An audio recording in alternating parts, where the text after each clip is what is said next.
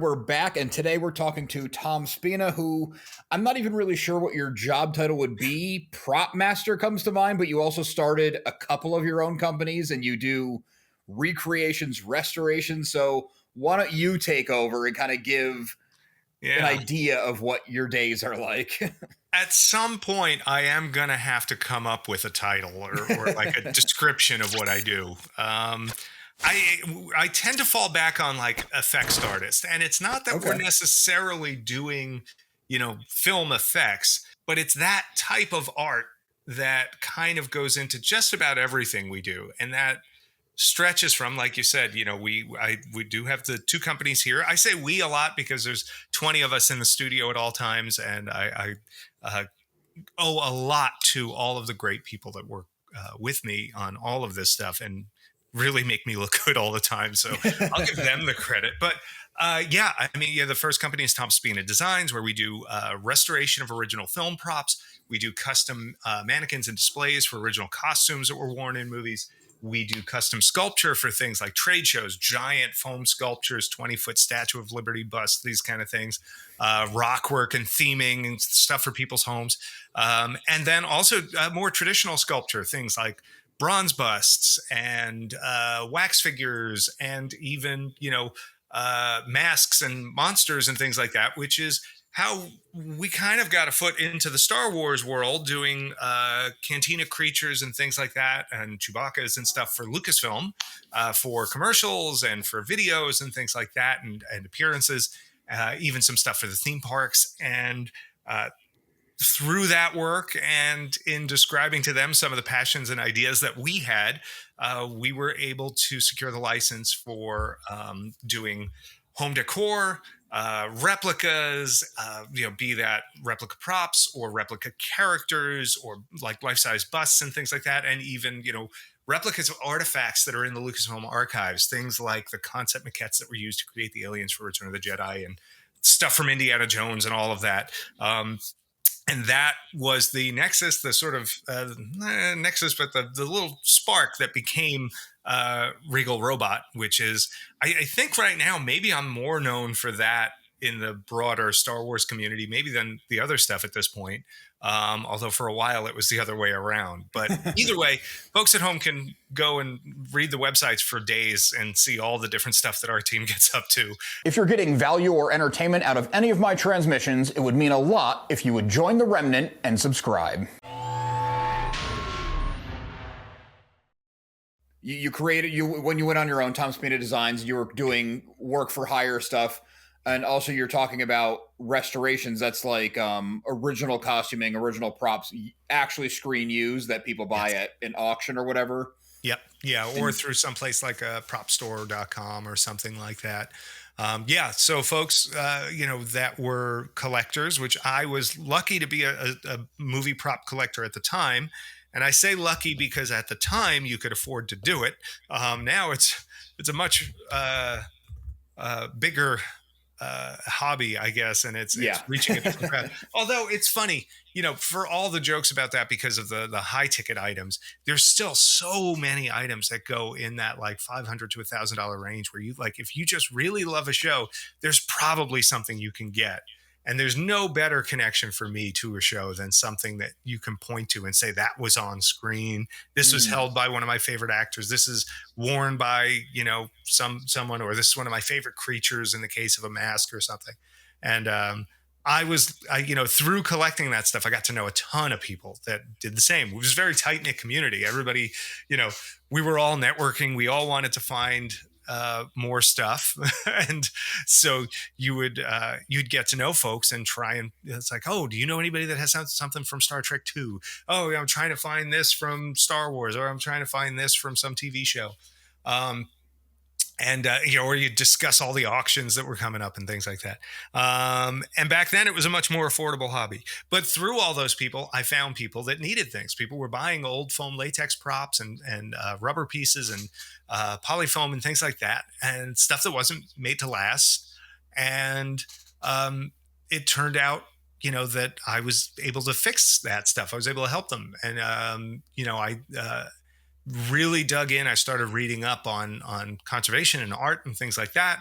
Um, but that never really applied. It was a little like, you know, back in the day, going to the library and trying to find how to, do how to make movie stuff, or Right. how to make puppets or things like that. Like, you'd find a book from the 1950s showing you how to make a marionette, and I'm like, I'm trying to make Rolf the dog here, like this isn't the same. Um, and so I had to sort of take that conservation information and filter it through the effects guy brain of how the stuff was made, and then apply the sculptor artist side of my brain into how do we apply this stuff in a way that really gets to be invisible, or is really sympathetic and complementary to the material that's there. Mm, How do we, you know I how do you build your own philosophy of this stuff? Because it's really easy to have the ship of Theseus. It's really easy to overdo a prop restoration, and I had seen some of that, and I've said, okay, I know what I don't want to do. What I and so what is it I want to do? I want to keep this stuff as original as possible. I want to maintain as much of the patina and age and things that make it a real prop, things that make it not the replica. You want something perfect, great, go get a replica mask, get a replica prop. If you want the thing that was used on screen, you need to see the age of it, you need to feel like it's been around. And if you start erasing that, well, you're erasing the history of the piece. So right. finding the right balance was key. And luckily, it turned out to be a philosophy a lot of other folks bought into, and got behind, and it became a thing where every time a new prop comes in that we have to fix up, that's we have a conversation with the owner, and we say, what are your hopes for this? Not even your expectations, because those are different, but what yeah, what heart of hearts, no limits. What do you hope this looks like at the end? And usually they want to push further than we do. And we go, that's great. Now let's pull that back a little bit and let's find a way to do this that respects the piece 100%. And it's funny. I actually, maybe I'm exaggerating, because I don't. I would say it's probably a minority of people that want to push further than us now, which is nice. It used to kind of be more. There's The a old lot of collectors would people who want it get it. perfect, brand new, and you kind of taught them that. Yeah. Well, and there is, even with some of the Regal stuff, we sometimes say, like, we're picking unique stuff to build at Regal Robot. Yeah. I and it's very much like when I went into business with TSD, and pushing the restoration as the sort of hook of the business. I don't like doing things other people are doing. I'd rather carve my own path than compete.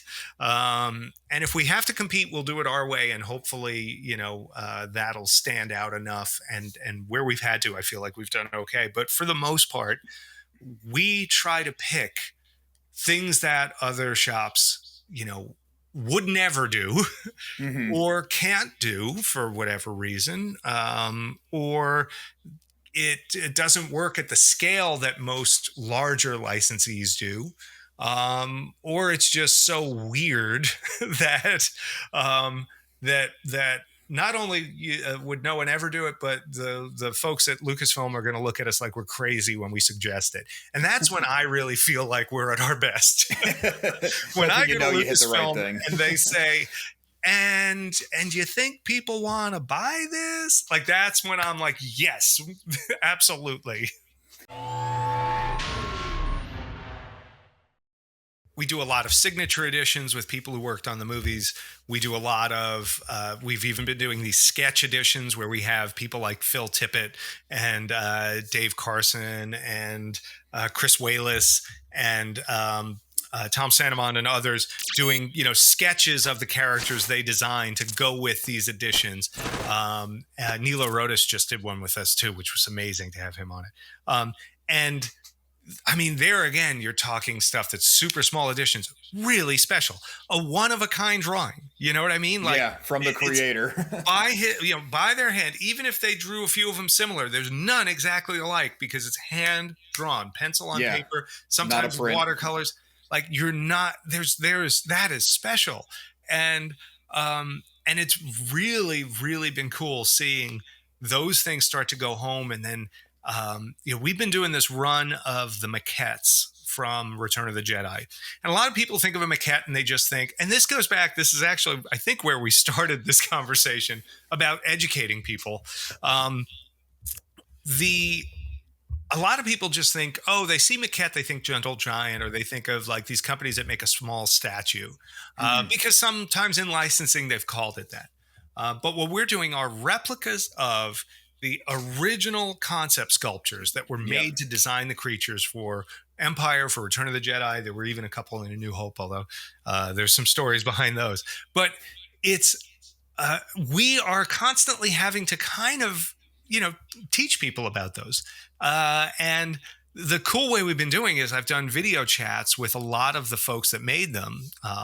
And their stories are so good. I mean, just, the chance for me to get on a video chat with any of these people for an hour is just like dream of dreams, right? Right. Yeah, because you're a fan first. Oh yeah. And then, but to have my own history in the business and to be able to talk shop with them, I feel like we get places that these people would never get in a typical kind of podcast scenario. And I really try and dig deep. I really try and pick their brains about the creative process and where this stuff comes from and how the mechanisms of how they did stuff. And so, yeah, if anybody goes to either the at Tom Spina Designs or at Regal Robot YouTube pages, you can find these interviews. They're they're fun in spite of me, but it's just amazing to hear these people talk. Yeah. It's so cool that you grew up a fan and now you have access. And not only do you have access to people who you're a fan of, but you're a peer. It's insane. Yeah, we yeah, a constant stream of like, nerdvana kind of moments where you're just going like, is this real life? Did this just happen? Did we, we'll when we're in different areas where some of these folks are, we'll get together, we'll have dinner, we'll see them, we'll hang out. And there's just times where you look around the room. I remember once sitting in a room and I'm going, there's Phil Tippett and there's John Berg and there's Dennis Murin and there's me. Why? Like, what? Yeah. Yeah, just kind of waiting for one of them to look over and realize, hey, kid, get out of here. Yeah, Like, what are you doing here? yeah. And like, and to be fair, like Rob was there and Barry and stuff like that too. But it's like, but I'm the one sitting here having like, crazy just imposter syndrome.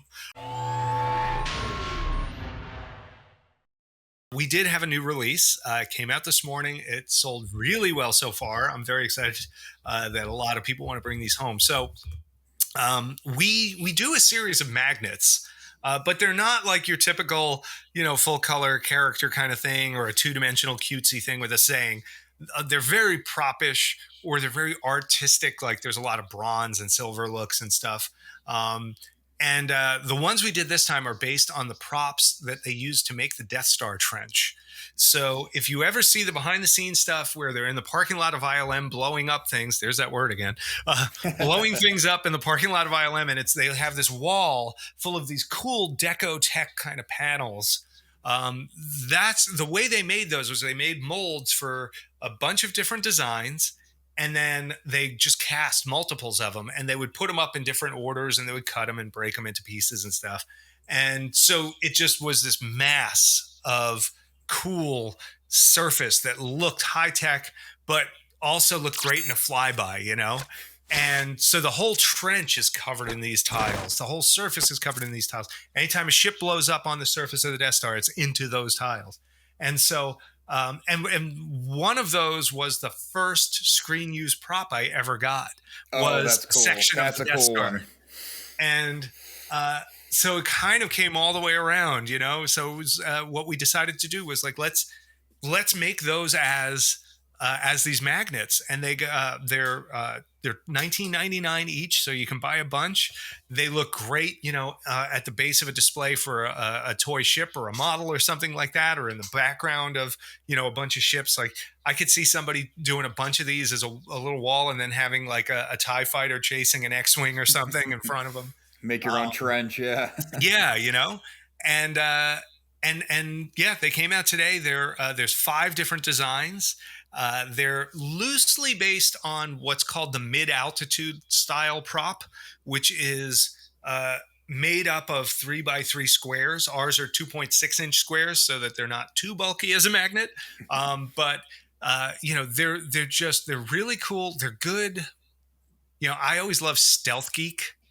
Stuff that Hmm. you could bring into your life and put out in places, and people just think like, "Oh, that's a cool piece of art." Like, "Oh, that's a neat thing. What is that?" And they don't have to know that it's secret nerd stuff. Right. It's like, because so Perfect. much of our life is spent with not secret nerd stuff. It's nice to be able to bring the nerd stuff into like the wherever the nerd stuff isn't allowed. Like, this is how you get it in there. Right. Yeah. Yeah. Get more of it around the house. Yeah, there you go. No, honey, that's always been there. Right. Like, It's just a cool design. Don't worry about it. yeah, exactly, exactly. It's like you're not famous. You're not familiar with the famous artist Denise Miren. You know, like, ooh, oh, okay, no French, okay. Yeah, I love that. That's a really clever take on something familiar, but at the same time, no one else has done it. So it's Yeah, and yeah, and it's like because it's a magnet, it's got some usefulness to it, but it's also very propish and could be incorporated into all sorts of displays. And it's funny. We've been just lately we've managed to put out a few things that were in our first deck to Lucasfilm when we were like really early pitches. Um, these as magnets were really, really early in our ideas. The other one was the Millennium Falcon cockpit chair, Han Solo's pilot seat and Chewie's seat. mhm, Um, we made a desk chair out of that, and that just came out a few months ago, and that's available on the site now. You can that's very anybody cool for all this stuff we're talking about, just go to regalrobot.com and tool around. You'll find all the cool for stuff. sure. Yeah, Um, but that was another one that was in an early deck. We just did maquettes for. We did the one for Yuzum. We did a while back. We did Max Rebo and Droopy McCool. We did the.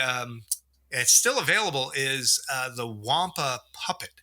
Phil Tippett, for the close-ups of the Wampa in Empire Strikes Back, it's actually a 15-inch wide, 12-inch tall puppet that Phil Tippett made in like a day because the full-size costume just wasn't working on site in Finse, Norway. So they just did a couple of close-ups in the ILM parking lot, and aimed it at the sky so you couldn't see the green hills, and there you go. Like there's your Wampa that ends up in the movie. And uh that was another one I always loved. Our One of our first trips to the archives for Regal, we had been going for years before that because we had been just invited as friends, which was really nice, and got to that's just cool. go and Yeah, hang out a few times. But then we also got to do a bunch of restoration work for them, and that was dream work.